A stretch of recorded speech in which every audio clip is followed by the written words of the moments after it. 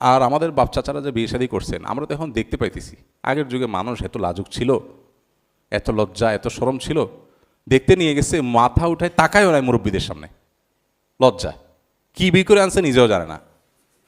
বাসরাতে আসছে, বিদ্যুৎই নাই গ্রাম, হারিকেন ডিম করে জ্বালানো আছে, এখন জোরে জ্বালালে আবার পাশের ঘর থেকে বোঝা যাবে, কারণ কাঁচা ঘর, পাশের রুম থেকে দেখা যাবে।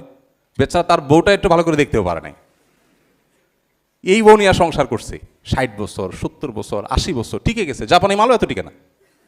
দুনিয়ার মিথ্যা কথাগুলোর ভিতরে একটা হলো, সারা পৃথিবীতে অত্যন্ত জনপ্রিয় মিথ্যা কথাগুলোর মধ্যে একটা হলো ছোট পরিবার সুখী পরিবার। এর চেয়ে বড় মিথ্যা কথা আল্লাহর জমিনে খুব কম আছে। আহা, আপনি চিন্তা করেন জীবনের শেষ মুহূর্তে বার্ধক্যে আছেন, আপনি শুয়ে আছেন অসুস্থ বিছানায়, চারপাশে 5-6টা ছেলে মেয়ে, তাদের নাতিপুতি সহ 30-40 জন আপনাকে ঘিরে আছে, দৃশ্যটা কেমন হবে? আর আরেকটা দৃশ্য চিন্তা করুন তো, আপনি বিছানা শুয়ে আছেন বেডে অসুস্থ হয়ে বৃদ্ধ অবস্থায়, ছেলেটা কানাডা, মেয়েটা আমেরিকা, আছেই 2 পিস, দুজন 2 দেশে, ভিডিও কলে বলতেছে আব্বু হাই। এটা দেখার পরে মানসিক অবস্থা কি হবে? ভাবসাব হবে, ঠিক আছে, মানুষের গল্প দিবেন যে ছেলেটা কানাডায় থাকে, মেয়েটা আমেরিকায় থাকে, ওয়াহ, শুনতে পশ লাগবে, ভেতর দিয়ে ত্রাস শুরু হয়ে যাবে।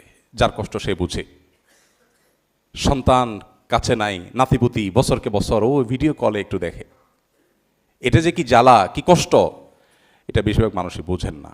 এই জন্য দিন আমাদেরকে বলেছে আমরা যেন কোরআন এবং হাদিসের কাছে সমর্পণ করি, এর মধ্যেই কল্যাণ আছে। অতএব ওই ভদ্রলোক বলতেছিলেন যে যেই ফ্যামিলিতে বাচ্চা কাচ্চা অনেক কম এবং তারা একটা হলো আল্লাহ কম দিছে, তারা চেষ্টা করছে হয় নাই, সেটা ভিন্ন কথা, কিন্তু ইচ্ছাকৃত বাচ্চা কাচ্চা কম নিছে, তো এটা ওনার বক্তব্য, শুনতে একটু শ্রুতিকটু হতে পারে, আপনারা অন্যভাবে নেবেন না, আমার বক্তব্য না, বাস্ট কথাটা বিবেচনার যোগ্য। তিনি বলতেছেন যে তার মানে এই লোক ছোট লোক, এটা বেশি বড় কথা হয়ে গেছে। আমি তার কথার সাথে পুরোপুরি সাধারণভাবে বলার সাথে একমত না, বাট আমি বলি কথাটা, যে সে বলতেছে লোকটা, কারণ হলো যে আল্লাহর রিজিকের ব্যাপারে তার বিশ্বাস নাই, ভরসা নাই, সে চিন্তা করে যে সন্তান বেশি হলে ঝামেলা। আর সবচেয়ে বড় কথা হলো যে এটাও ওই ভদ্রলোকের বক্তব্য, যে ফ্যামিলিতে অনেক ভাই বোন থাকে, সেখানে দেখা যায় বাবা একটা আইসক্রিম আনছে, একজনের 2 চুষণ খায়, আরেকজনকে দেয়, আরেকজন 2 আরেকজন, বা একটা কিছু আনছে ভেঙে চড়ে শেয়ারিং শিখে, আর আসেই 2টা বা আসেই একটা, ও স্বার্থপর টাইপের হয়, কারণ ওই ফ্যামিলিতে ওইভাবে গড়ে তোলা হয়। বাকি এটা ইন্ডিভিজুয়াল প্রত্যেক ব্যক্তির ক্ষেত্রে খাটবে না, এমন হতে পারে, উল্টাও হতে পারে যে একটা ফ্যামিলি অনেক বড় ফ্যামিলি স্বার্থপর, আবার অনেক ছোটো ফ্যামিলি অনেক ভালো মানুষ হতে পারে। বাট ইন জেনারেলি এটা আসলে আল্লাহর রাজ্জাক এই গুণবাচক নামের প্রতি বিশ্বাস এর দুর্বলতা থেকে অনেক সময় হয়, এটা হওয়া উচিত না। যাই হোক, আর আমাদের বাপ চাচারা যে বিয়ে শাদী করছেন আমরা তো এখন দেখতে পাইতেছি, আগের যুগে মানুষ এত লাজুক ছিল, এত লজ্জা এত শরম ছিল, দেখতে নিয়ে গেছে মাথা উঠায় তাকায়ও নাই মুরব্বীদের সামনে, লজ্জা কি বিয়ে করে আনছে নিজেও জানে না। বাসরাতে আসছে, বিদ্যুৎই নাই গ্রাম, হারিকেন ডিম করে জ্বালানো আছে, এখন জোরে জ্বালালে আবার পাশের ঘর থেকে বোঝা যাবে, কারণ কাঁচা ঘর, পাশের রুম থেকে দেখা যাবে। বেচারা তার বউটা একটু ভালো করে দেখতেও পারে নাই, এই বউ নিয়ে সংসার করছে 60 বছর 70 বছর 80 বছর টিকে গেছে। জাপানি মালও এত টিকে না, এইরকম টিকে গেছে। এখন শয়তান বুদ্ধি দিয়েছে কি, না না না না, আগে একটু বোঝাপড়া দরকার আছে।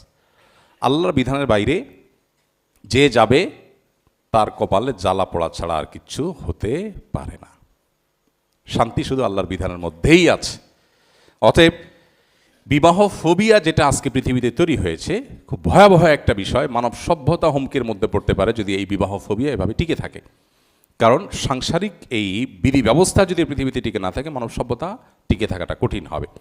এই জন্য ইসলামের সবচেয়ে জঘন্য শাস্তি হলো বিবাহিত মানুষ যদি ব্যভিচারে লিপ্ত হয়। কারণ বিবাহের টেন্ডেন্সি সমাজ থেকে দূর হয়ে গেলে, দেখেন উন্নত দুনিয়াতে এখন কত বাবা মা আমাদের কাছে আসে, আর আমাদের দেশেই শুরু হয়ে গেছে, ছেলে 32-35 হয়ে গেছে, বাপ মা এসে বসে আছে, ভাই একটু দোয়া দরুদ পানি পড়া টড়া দেন, ছেলে তো বিয়ে করে না। পানি পড়ার কাজ এটা পোলারে শেষ করে ফেলছেন, বা যেভাবে সে নিজেকে শেষ করে ফেলছে, এখন তার ভিতরে আতঙ্ক তৈরি হয়েছে। আতঙ্ক কোথেকে তৈরি হয়েছে? যে আইডিওলজি আজকে আমরা ধারণ করছি, এটা আমাদের জীবনকে শেষ করে দিচ্ছে। বিয়ে করার আগে আতঙ্ক কেন তৈরি হয়? ছেলে চিন্তা করে একটা মেয়ের সাথে বিয়ে বসবো, কি জানি কি হয়, তার সাথে আবার শেয়ারিং কেয়ারিং অনেক কিছু স্যাক্রিফাইসিং, কে সব ঝামেলা যায়, ইনকাম করতেছি, হ্যান্ড টু মাউথ আছে, ঘুমাচ্ছি, ভালোই তো, ভেজালে কেন যাব? এটা হলো স্বার্থপর মানুষের কথা, স্বার্থপর মানুষের কথা। আমি একজন মানুষের সাথে জীবনযাপন করব, আমার জীবনসঙ্গিনীর সাথে জীবনসঙ্গীর সাথে জীবনযাপন করব, আমার বিবির সাথে, স্ত্রীর সাথে, স্বামী স্ত্রী পরর সাথে জীবনযাপন করব। কিছু ক্ষেত্রে আমি স্যাক্রিফাইস করব, কিছু ক্ষেত্রে সে স্যাক্রিফাইস করবে। এর মধ্য দিয়ে একটা জান্নাতি পরিবেশ তৈরি হবে। এই কপালপোড়াদের সে বুঝ নাই, তাদেরকে এই সমাজ, বস্তুবাদী এই সমাজ তাদেরকে স্বার্থপর করে দিয়েছে, স্বার্থান্ধ। তারা শুধু চাচা আপনা যান বাঁচা। একটা মিথ্যা কথা, নিজে বাঁচলে বাপের নাম। এই মিথ্যা কথা এবং এটা ভুল কথা, একটা ভ্রান্ত কথা মানুষের মাথায় ঢুকে দেওয়া হয়েছে। এখন চিন্তা করে যে আমি কেন আরেকজনকে জীবনে এনে ঝামেলা আনতে যাব? আরে ভাই, কিছু ঝামেলা পোহান। গোলাপ ছিঁড়তে 1-2টা কাঁটা খেতে হয়, 1-2টা কাঁটা বিদ্ধ হতে পারে, কিন্তু আমি তো দিন শেষে হাতে গোলাপ পাবো। এখন যদি বলেন যে না ভাই, কে কাঁটা টাটা ঝামেলা যায়, তো আপনার কপালে গোলাপ নাই, আপনি পানসে জীবন দিয়ে দুনিয়াটা পার করে দেন।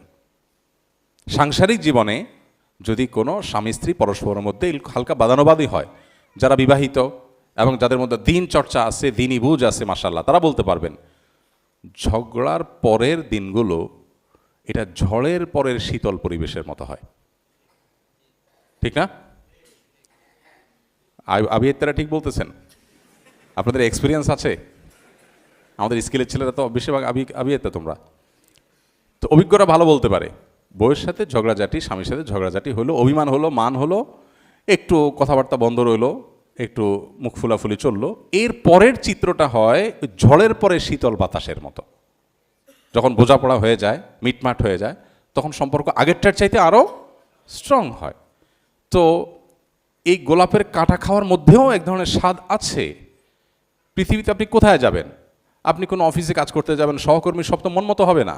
কারোর সাথে বনবে, কারোর সাথে বনবে না। কেউ আপনাকে ছোট করবে, কেউ আপনাকে ভালো বড় করে তুলবে, কেউ হয়তো বসের কাছে ভালো হইতে যাবে, কেউ হয়তো আপনাকে ঠেলা দিতে যাবে। তো তাই বলে কি আপনি কাজ বন্ধ করে দিবেন?